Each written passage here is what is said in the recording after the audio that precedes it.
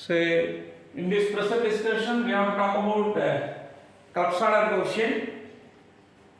The clebsch-gordan coefficient is used in the coupling of angular momentum. So, the addition of angular momentum is familiar in physics, which may be arrived by the addition of orbital and spin angular momentum of a single body or the total angular momentum of two non-interacting systems. Here J1 is the total angular momentum of the first system, J2 is the total angular momentum of the second system, then the resultant angular momentum J, which is equal to J1 plus J2. This is also addition of angular momentum.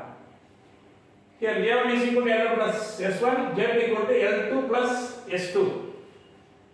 Now J1 is Z and J2 is Z are the Z component of total angular momentum of first and second system respectively.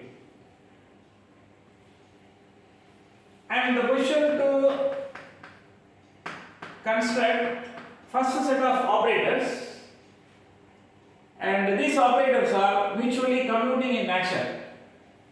Say J1 square comma J2 square, J1 is Z and J2 is Z.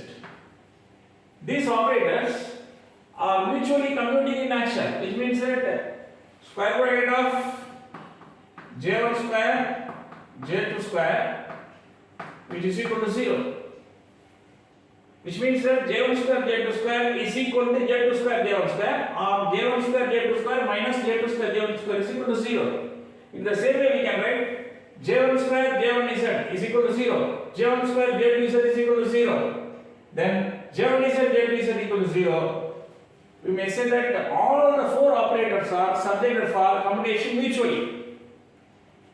If it is the case, we can construct a simultaneous eigenfunction J1 M1 J2 M2, which is equal to J1 M1 into J2 M2. This is called as simultaneous eigenfunction. With the help of this single eigenfunction, we can develop eigenvalue equations for the four operators. These four operators are subject for commutation mutually commuting operators. Say that J1 square J1 M1, which is equal to H cross square J1 into J1 plus 1 J1 M1. This is the eigenvalue equation of J1 square. See that I am using this eigenfunction J1 M1 J2 M2 equal to J1 M1 J2 M2. Then eigenvalue equation of J2 square is this much. This is operator, this is eigenfunction, which is equal to H cross square J2 into J2 plus 1, then J2 M2. An operator operating on the function gives some value. This is eigenvalue, and the same function is arrived. This is called eigenvalue equation. Then the eigenvalue equation of J1 Z is J1 Z is operating on the eigenfunction J1 M1, the same eigenfunction. Then eigenvalue of J1 Z is M1 H cross, then J1 M1. The eigenvalue equation of J2 Z is this operator J2 Z is allowed to operate on the eigenfunction and gives the eigenvalue M2 H cross. Eigenvalue of J2 Z is M2 H cross, and the same function J2 M2. So in this way, we have developed the eigenvalue equations for the operators, first set of operators J1 square, J2 square, J1 Z and J2 Z.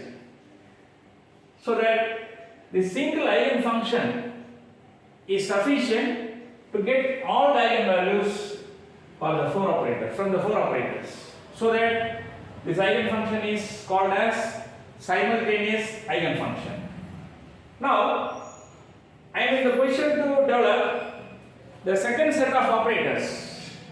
In the But these operators are also subject for combination. Say set 2, second set of mutually commuting operators. J1 square, J2 square, J square, Jz. These are all the second set of mutually commuting operators. Here also J1 square J2 square is equal to 0, J square J1 square is equal to 0, J square J2 square is equal to 0, J square J is equal to 0. Inside the square bracket we can write all the operators are mutually commuting in nature. So that now we have to develop a simultaneous eigenfunction for the second set of operators. For the second set of operators, we can develop a simultaneous eigenfunction. That eigenfunction is J1, J2, Jm. This is a simultaneous eigenfunction for the second set of operators. Simultaneous eigenfunction.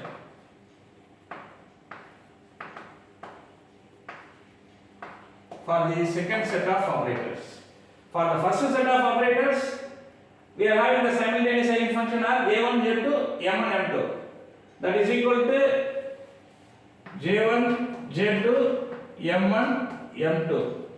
This is a simultaneous eigenfunction for the first set of operators, which is J1, M1 into J2, M2. This is a simultaneous eigenfunction for the first set of operators. But for the second set of mutually commuting operators, the simultaneous eigenfunction is J1, J2, Jm. So that these operators are in the coupled form. The first set of operators are in the uncoupled form. These operators are in the uncoupled form.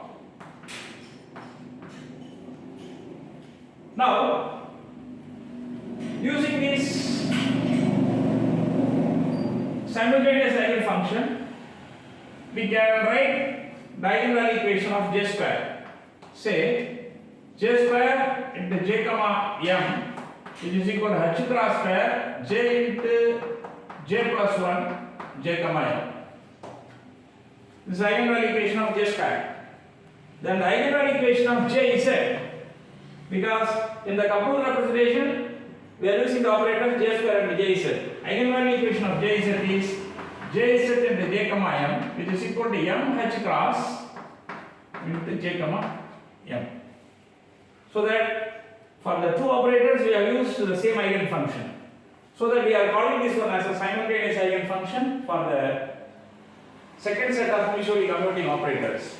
But these operators are in the coupled form, but the first set of operators are in the uncoupled form. Because if I write J equal to J1 plus J2, the value of J square is J1 square plus J2 square plus 2J1 J2. So that I cannot use the simultaneous eigenfunction which I developed for the first set of operators to the second set. For the first set of operators, we have used the simultaneous eigenfunction as J1, J2, M1, M2. But for the second set of operators, we have introduced the simultaneous eigenfunction as J1, J2, Jm. I cannot use the simultaneous eigenfunction which I am using for the first set to the second set, because the value of J square is J1 square, J2 square and the overlapping term. 2 times J1, J2 is present. Using the formula A plus B whole square, I have written this. J equal to J1 plus J2. J square is equal to J1 square plus J2 square plus 2 J1 J2. So that for the first set of operators we have used one simultaneous eigenfunction, but for the second set of operators we are using this another simultaneous eigenfunction, but we cannot use the same simultaneous eigenfunction for the two sets of operators, because J square is equal to J1 square J2 square plus 2 J1 J2. A overlapping term is also present. Now, what is the role of clebsch-gordan coefficient? If you want to make your transformation from coupled representation to uncoupled representation, a transformation coefficient is needed. Such a coefficient is called as series coefficient or clebsch-gordan coefficient. See here, J1, J2, Jm is our coupled representation.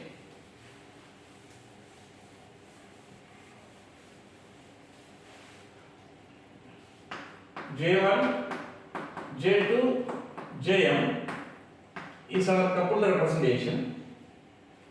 Our uncoupled representation is J1, J2, M1, M2.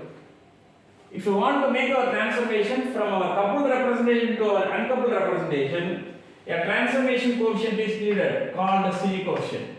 J1, J2, J, M1, M2, M.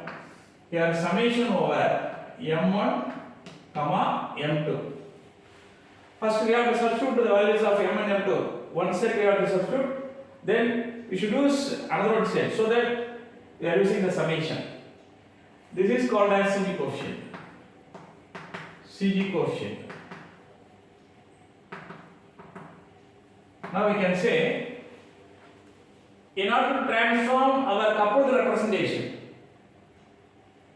to our uncoupled representation, we need a transformation coefficient. That coefficient is called as CG coefficient. We may go from one coupled representation to another uncoupled representation with the help of a transformation coefficient called the CG coefficient. Now, consider this is equation 1. Multiply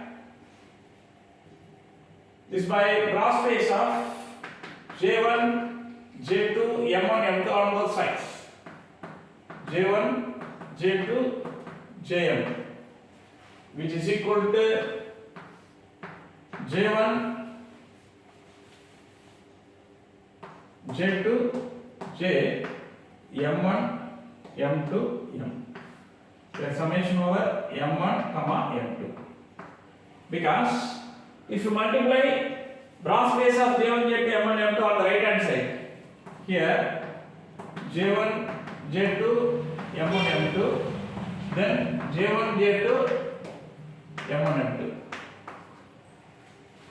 Graph J1, J2, M1, M2, cut off J1, J2, M1, M2 equal to 1. So we can get J1, J2, M1, M2, then J1, J2, J, M, which is equal to J1, J2, J, M1, M2, M. Summation over M1, M2. Say this is equation number 2. Just I have multiplied this by cross base of J1, J2, M1, M2 on both sides. Then equation of this form is arrived. Then graph J1, J2, M1, M2, cut off J1, J2, M1, M2 equal to 1. So we have arrived at equation 2. Now take the complex conjugate of equation 2. If you take the complex conjugate, the things available in the brass space is written in cut space. See here. This is in brass space, this is in cut space. If you take the complex conjugate, the things available in the cut space comes to the brass space. So J1, J2, Jm comes to the brass space. The things present in the cut space go to cut space. J1, J2, M1, M2, which is equal to J1, J2, J, M1, M2, M. Summation over M1, M2. Here we cannot take the complex conjugate of that quantity because these are all numbers. We have to present the numbers here. J1, J2, J, M1, M2, M are numbers. No item is present. So that we have presented as such. This is equation 3. Now multiply both sides of equation 3 by 3 into cut off J1, J2, Jm. Multiply both sides of equation 3 by cut off J1, J2, Jm. J1, J2, Jm, then J1, J2, M1, M2 into cut off J1, J2, Jm, which is equal to summation over M1, M2, J1, J2, J, M1, M2, M into cut off J1, J2, J. Just I have multiplied both the sides by ket of J1 Z to Jm. See here, this is J1 Z to Jm is bra space. This J1 Z to Jm is in ket space. Bra of J1 Z to Jm, ket of J1 Z to Jm is 1. So the remaining quantity present here is ket space of J1, J2, M1, M2, which is equal to summation over M1, M2 into J1, J2, J, M1, M2, M into J1, J2, J. This is equation number 4. Now see this equation 4. The left hand side is in the uncoupled representation, but the right hand side is in the coupled representation. So, in order to go from an uncoupled representation to coupled representation, a transformation coefficient is needed. Such coefficient is called as CG coefficient. So, we may go from one coupled representation to another one uncoupled representation by means of a transformation coefficient called CG coefficient, or we can say we may go from one uncoupled representation to a coupled representation by means of a transformation coefficient called CG coefficient. So CG coefficient is used to transform a coupled representation to uncoupled or uncoupled representation to a coupled. That's all about the basic things of clebsch-gordan coefficient.